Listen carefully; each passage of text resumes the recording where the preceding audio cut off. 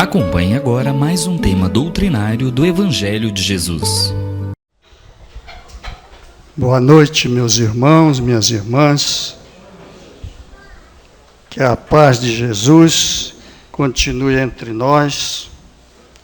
É com grande alegria que aqui nos encontramos mais uma vez para estudarmos juntos o Evangelho de Jesus com fundamento na doutrina dos Espíritos, no Evangelho segundo o Espiritismo.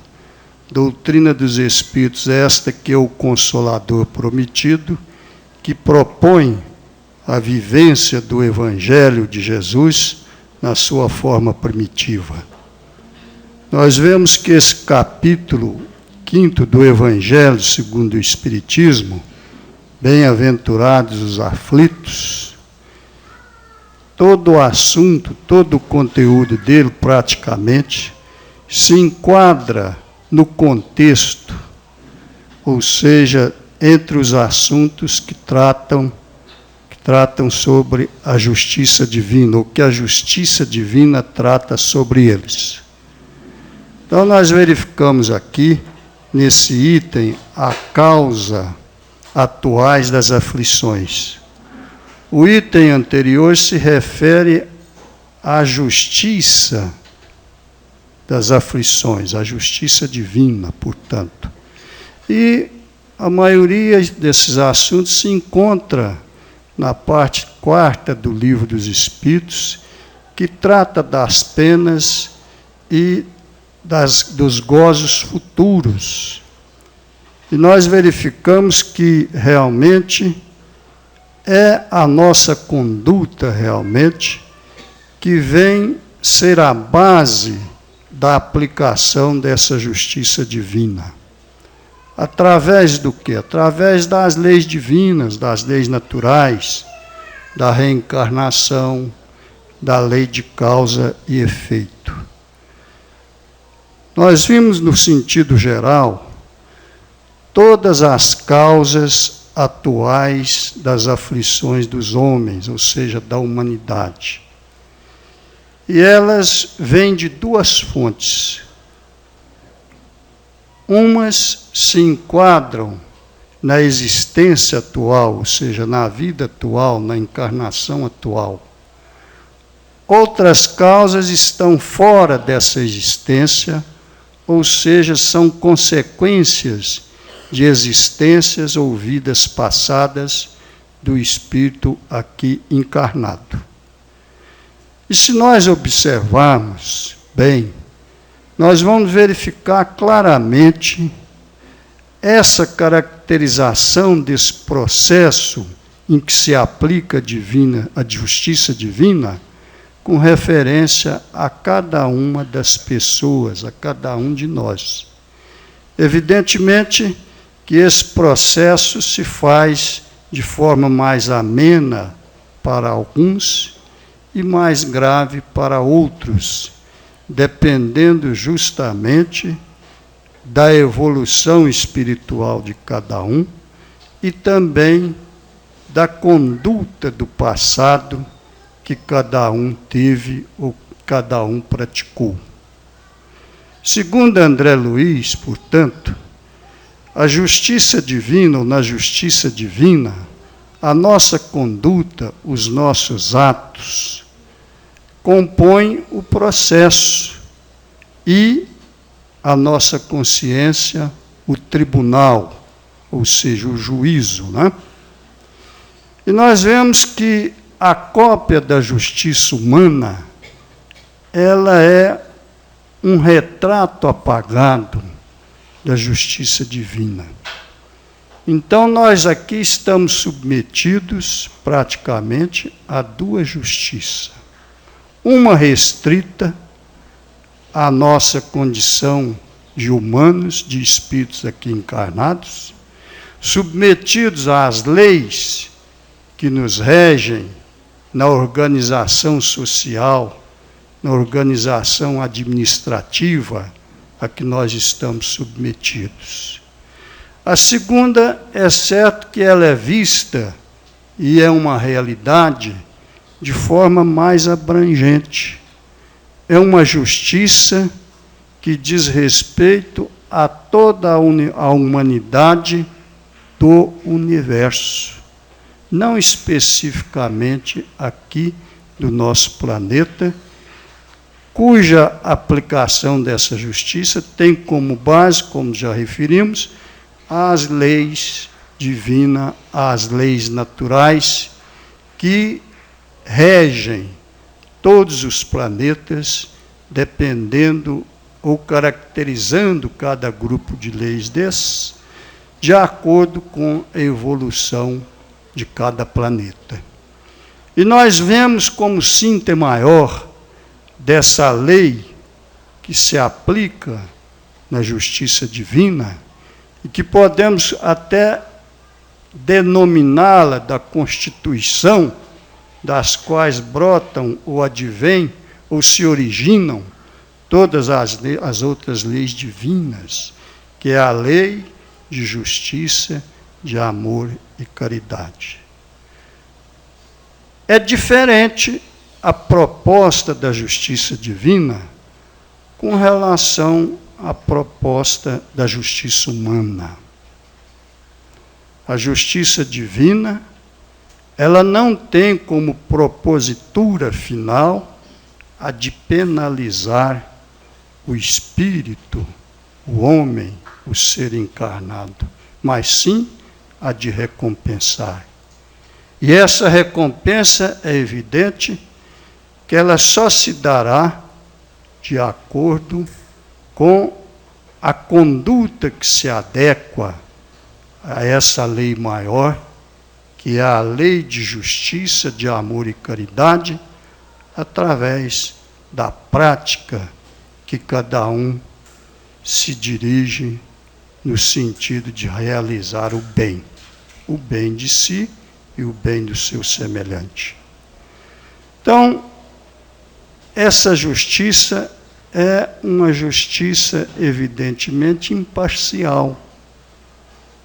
Ela pune, enquanto a nossa lei humana, nas faltas que nós praticamos aqui, alcança apenas determinados fatos da nossa conduta e não pune a maioria dos pequenos fatos, a justiça divina é mais abrangente. Dos menores até os maiores fatos, ou das menores ou até as maiores condutas que caracterizam transgressão da lei divina, não passará sem a devida corrigenda. Mas justamente uma corrigenda que se impõe não por um tribunal divino, mas pela nossa própria consciência. Porque como espíritos, nós somos uma das inteligências do universo, ou somos inteligências do universo. Somos individualidades autônomas, regidas pelas leis divinas, mas que têm a plena liberdade, ou seja, o seu livre-arbítrio, de realizar as escolhas que quiser, mas sempre lembrando ou tendo consciência de que essas escolhas implicam em responsabilidade. Então, nós vamos verificar que a justiça divina pune aqueles fatos que prejudicam a sociedade em geral. Pune o assassinato, o roubo, o peculato, o estelionato, tudo aquilo que implica em levar prejuízo ou distúrbio no relacionamento social, a justiça divina pune. Mas, em compensação, ela não pune aquelas faltas morais que não estão no alcance delas.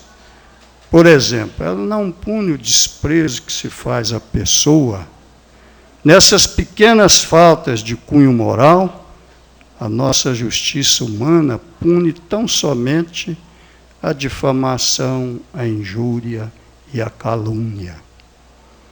Mas aqueles outros sentimentos que lesam o nosso próximo, a nossa justiça não alcança. Mas a justiça divina, sim, ela alcança todos. E nós vamos verificar que esse fato, ele é muito enriquecido pela literatura espírita. Nós vamos lembrar aqui o caso de Adelino Correia, que se encontra no livro do Ação e Reação, ditado pelo espírito André Luiz e psicografado por Chico Xavier, que chama débito atenuado, essa lição. É a lição de número 16. Então, nós vamos ver o Adelino Correia como presidente de um centro espírita, uma pessoa muito humilde, bondosa, caridosa, um exemplo realmente do discípulo de Jesus aqui encarnado, como orientador ou divulgador da doutrina espírita, na condição de presidente de uma casa espírita, justamente vivenciando todas as características que levam a pessoa ao cumprimento da lei de amor, de justiça e caridade.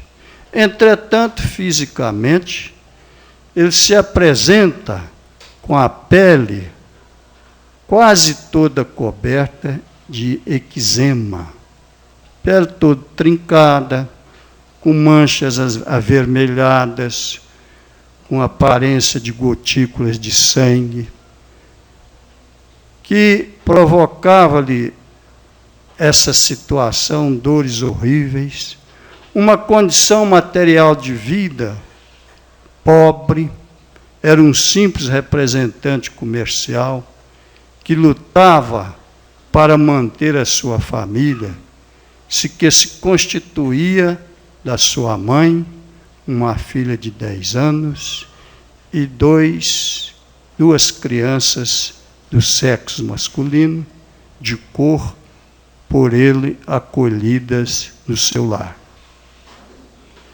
E pela sua bondade, nós vemos lá esse fato narrado por André Luiz, que acompanhou os benfeitores de uma colônia espiritual chamada Mansão, em visita a Adelino Correia, e verificou toda essa situação dele, e pela sua bondade sempre chegava espíritos que eram beneficiados por ele, ou que tinham familiares encarnados por ele beneficiados, pedindo em benefício de Adelino Correia para que a espiritualidade amenizasse a situação dele, ajudasse ele a resolver os problemas na condução do centro espírita, porque às vezes ele sacrificava o seu próprio interesse material, tirava da sua manutenção material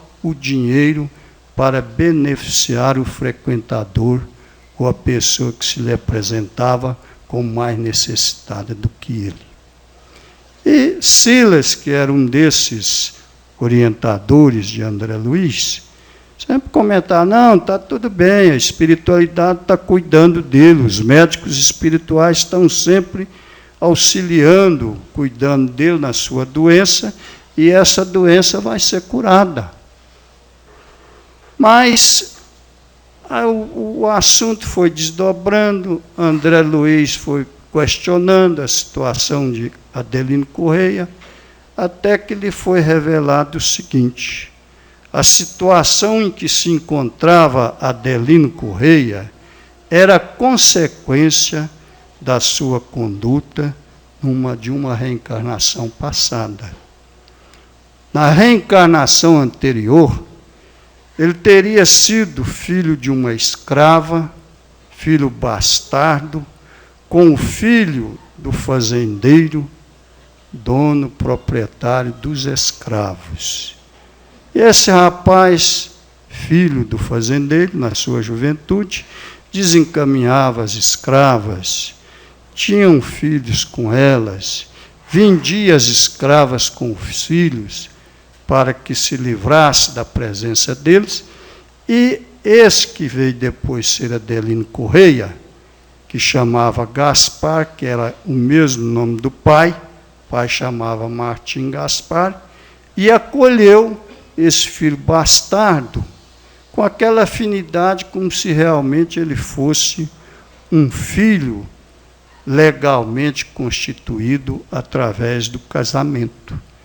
Tinha uma afinidade tão grande que esse menino cresceu, ele registrou o menino, era o único herdeiro dele, mais novo do que ele, apenas 22 anos, e era seu amigo de caça, seu colega de caça, de bater papo, enfim, de convivência no cotidiano.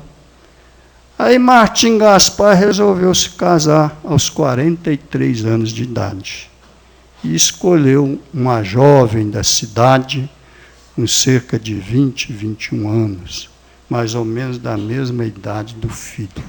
E o que é que aconteceu?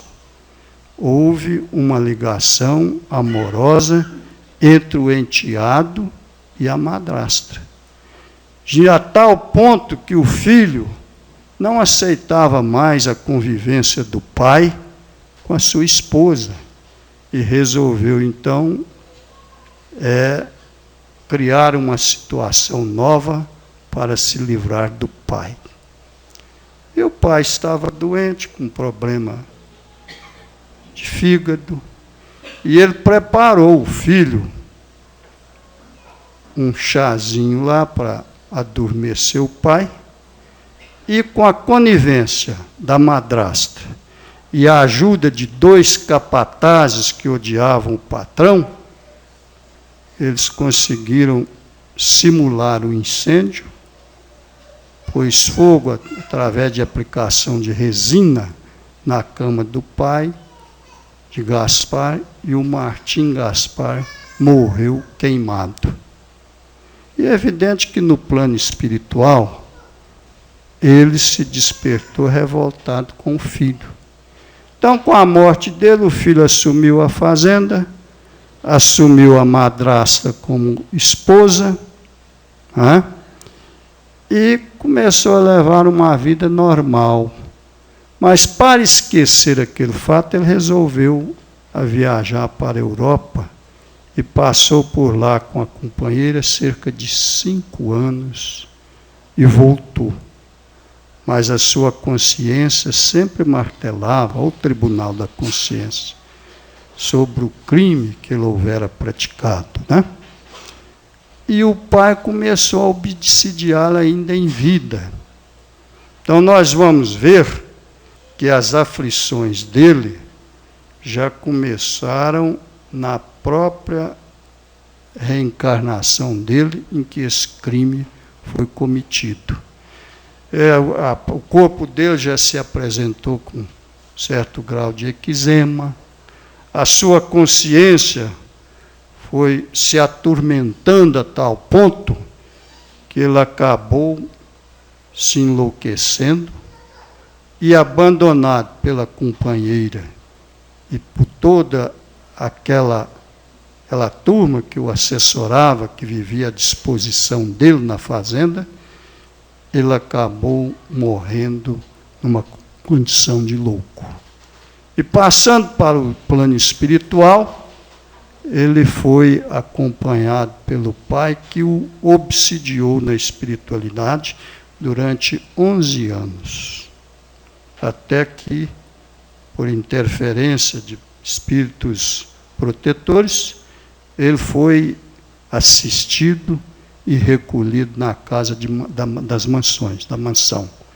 E ali é evidente que ele trabalhou, praticou bem, tudo, e veio compromissado, reconciliado com o pai e os demais companheiros para uma reencarnação.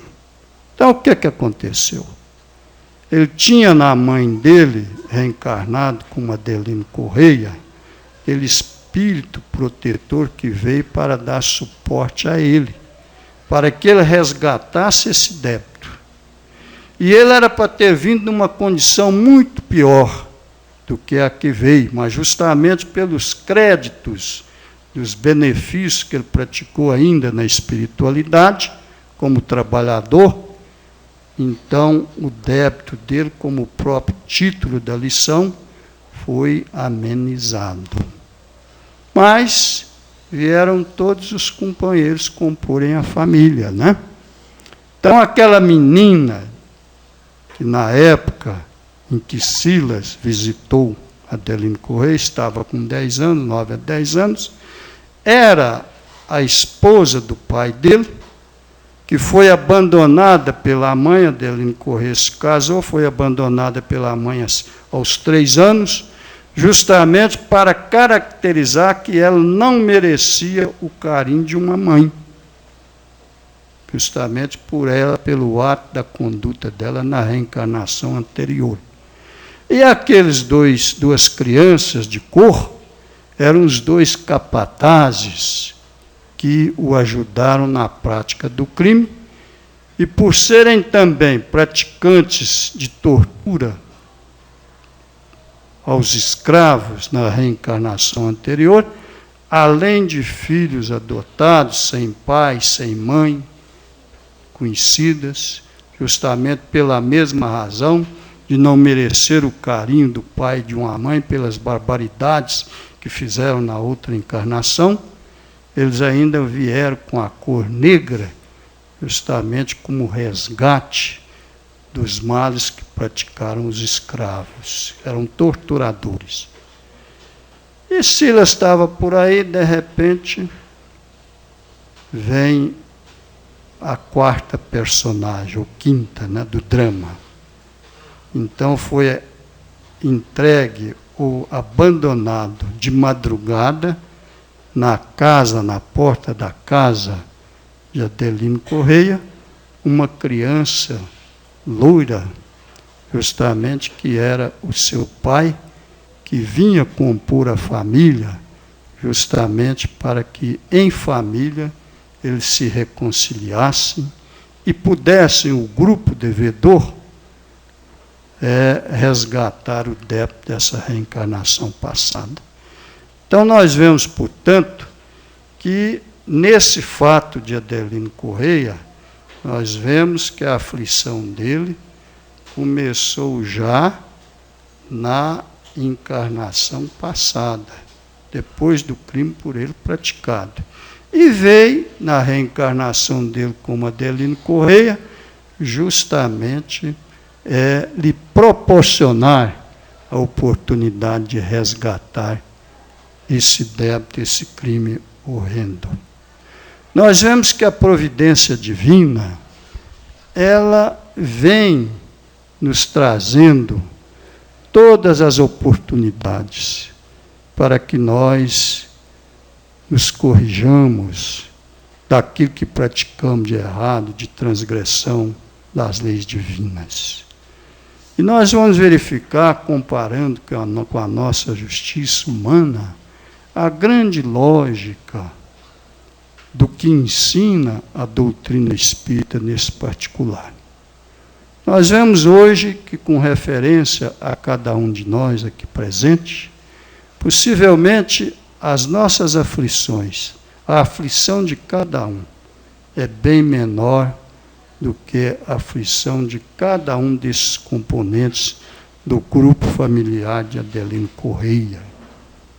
Será que é porque nós já estamos num grau mais avançado de evolução e os nossos resgates estão tão pequenos, as nossas dívidas, cujos resgates vêm com essa facilidade ou com essa amenização que nós contamos hoje?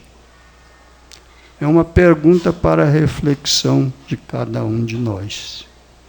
Mas aí vem aquela afirmação de Jesus: o Pai não coloca fardos além das nossas forças. Às vezes, nós temos ainda dívidas a pagar que vão exigir resgates mais fortes pelos quais passamos atualmente. Mas sempre com aquela proposta de oportunidade para que nós possamos gozar na vida futura, ou seja, na vida espiritual, a felicidade que cada um de nós deseja alcançar, conquistar. Nós referimos que tudo isso está dentro do contexto da quarta parte do Livro dos Espíritos, que trata das penas e dos gozos futuros.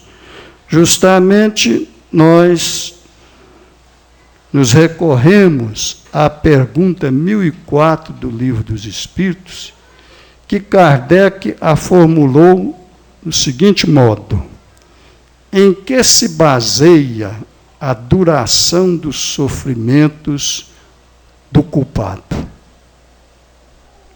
Em que se baseia a duração dos sofrimentos do culpado?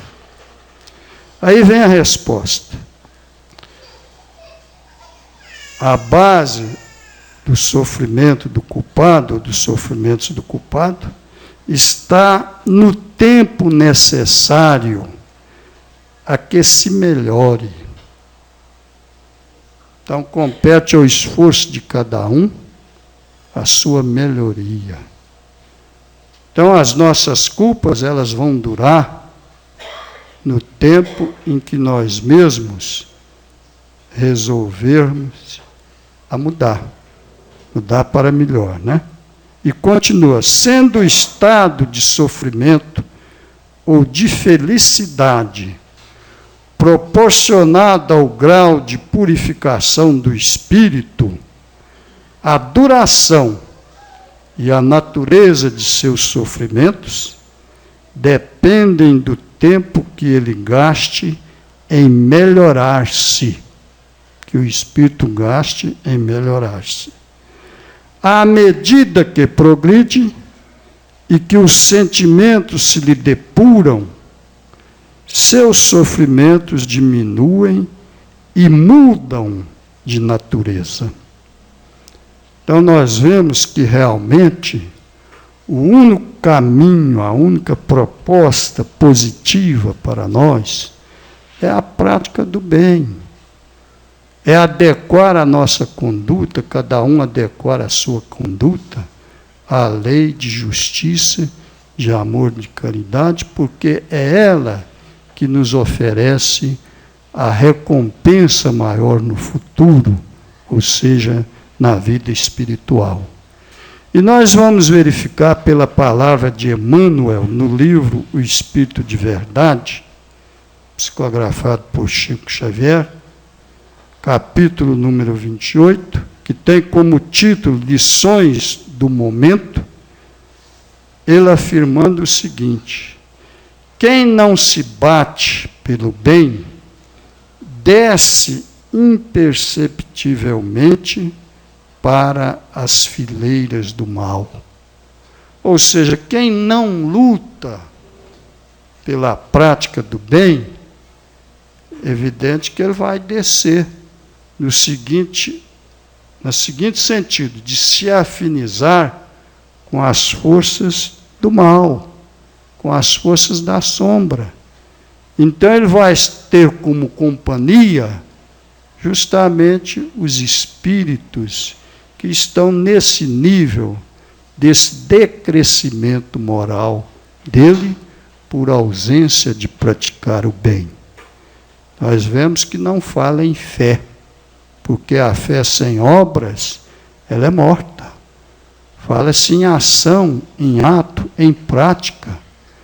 E como a nossa evolução se faz de forma cooperativista, em cooperativismo, ela se dá de forma coletiva, segundo André Luiz e Emmanuel, no livro Estude Vida e Viva, é evidente que cada um depende de cada um para a sua evolução espiritual, para a sua vivência, não só aqui no plano material, mas aqui mesmo nós estamos dependendo permanentemente do auxílio, do amparo da espiritualidade superior. Tanto é verdade que cada espírito que se encarna, um espírito evoluído, se propõe a acompanhá-lo na sua reencarnação o tempo que ela durar, para justamente orientá-lo no caminho do bem. Mas pelo nosso livre-arbítrio, às vezes essa influência positiva desse espírito deixa de acontecer, de existir, pela nossa determinação na escolha do mal, na escolha daquilo que é contrário ao bem, daquilo que é positivo e bom para a nossa evolução espiritual. Então, continua Emmanuel, faça, pois, do momento que transcorre a lição recolhida ou adquirida, para o momento a transcorrer, ou seja, para o momento futuro. Por quê? Porque nós estamos espíritos imortais, vivemos a vida eterna. O momento nosso é o presente. Nosso momento é este. A nossa felicidade no futuro vai depender desse momento. Como as nossas aflições são consequência da nossa conduta do passado, o nosso bem-estar, a nossa felicidade, vai depender do momento presente. Por isso, André Luiz diz, a lição recolhida para o momento, a lição recolhida no momento que transcorre, servirá para o momento a transcorrer, verificando quantas vezes em 24 horas, ou seja, nas 24 horas, você é requisitado a auxiliar os semelhantes e não negue a cooperação. Não menospreze, assim, a lição do momento, na certeza de que renovamos ideias, experiências e destinos cada dia, segundo as particularidades das manifestações do nosso livre-arbítrio. Então, como ser inteligente nessa escalada evolutiva, nós estamos vivenciando experiências permanentemente. E vamos ter toda a eternidade para chegarmos àquela condição que o próprio Mestre Jesus afirmou: sede perfeitos, como perfeito é o vosso Pai que está no céu. A nossa destinação, portanto, é a perfeição. A nossa recompensa maior na vida futura é justamente a nossa perfeição. E a nossa felicidade é consequência do grau de perfeição que cada um de nós atingir. Então, nós temos de compreender isso, e graças a Deus nós temos a doutrina espírita com todo um grande manancial de literatura que nos oferece meios, ferramentas que nós devemos buscar através do estudo para a nossa orientação no caminho do bem. Sede perfeitos, como perfeito é o vosso Pai Celestial. Essa é a nossa destinação. Que Jesus continue nos amparando e nos protegendo sempre. Essa é a nossa esperança. Muito obrigado.